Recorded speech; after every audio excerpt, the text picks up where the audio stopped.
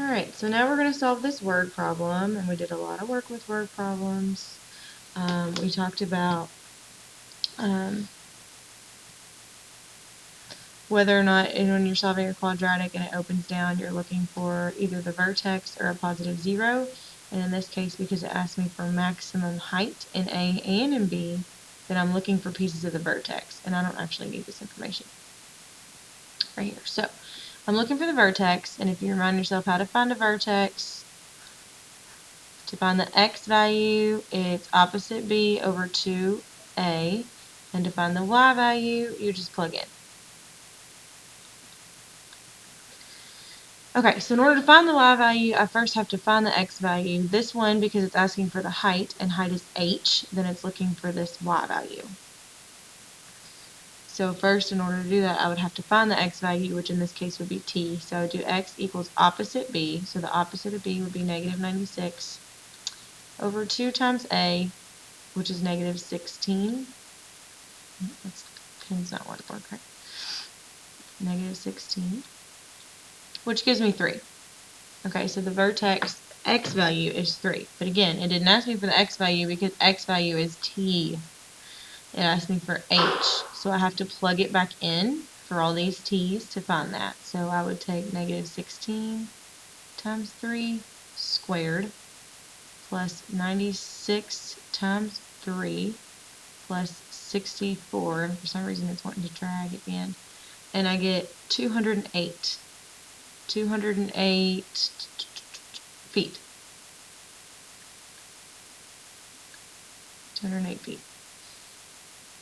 So that gives me the maximum height. Now again, I'm still using the vertex because it wants to know how long does it take, and t was seconds. So I actually already found that up here. That was the x value of the vertex. The answer is 3 seconds. Now this question at the bottom isn't necessarily asking you for a positive 0. It's saying how long does it stay above 144 feet. And we'll just say this is 144 feet. Okay, so I still need to solve, but it's saying that the height itself is going to be 144.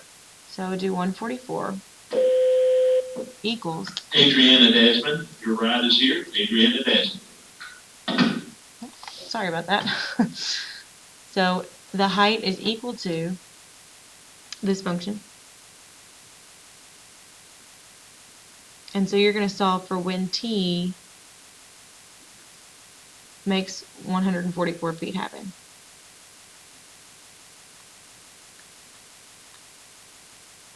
So in order to solve this and solve for t, because I'm not looking for the maximum and I want to know down here, then I'm solving using the quadratic formula. So first thing I need to do is get it equal to 0. And when I do that, I get 0 equals negative 16t squared plus 96t minus 80. So now I have my a, my b, my c, and I'm going to plug it into my quadratic formula.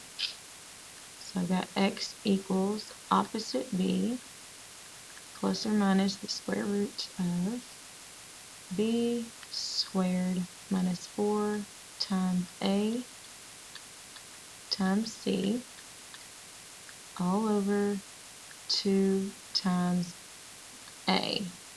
So I'm going to clean it up a little bit. Inside my radical, I end up getting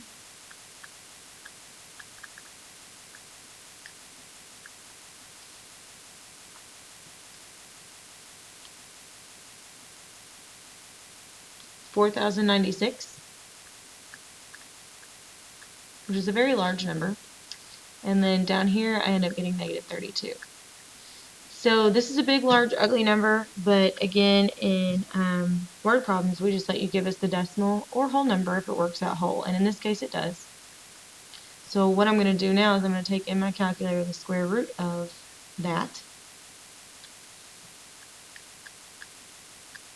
and it gives me 64.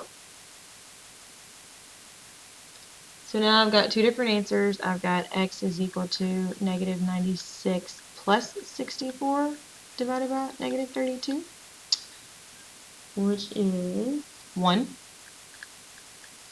And then here I get negative 96 minus 64, all divided by negative 32.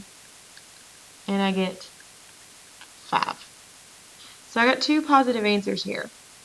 But it wants to know how long does it stay above 144. So that means it's hitting here at 1 second.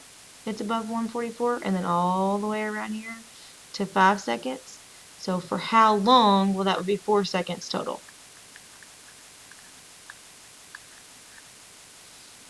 From 1 to 5 seconds. So that would be 4 seconds. 1 to 2 to 3 to 4 to 5 seconds total. It stays above 144 feet.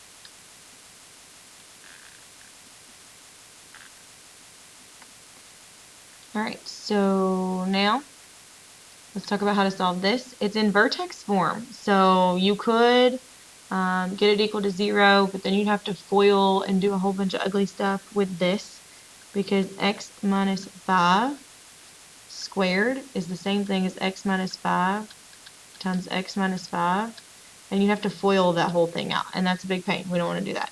So it's already in vertex form. So I can just solve for x, but I can't move the 5 yet because the 5 is being squared. So I have to undo the square before I can do anything else, which is plus or minus the square root. The square root of 49 is 7. So I get plus or minus 7, and then on this side I just end up with x minus 5.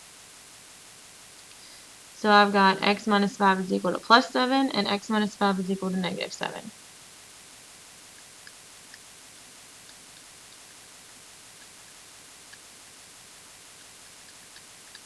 Well, 5 plus 7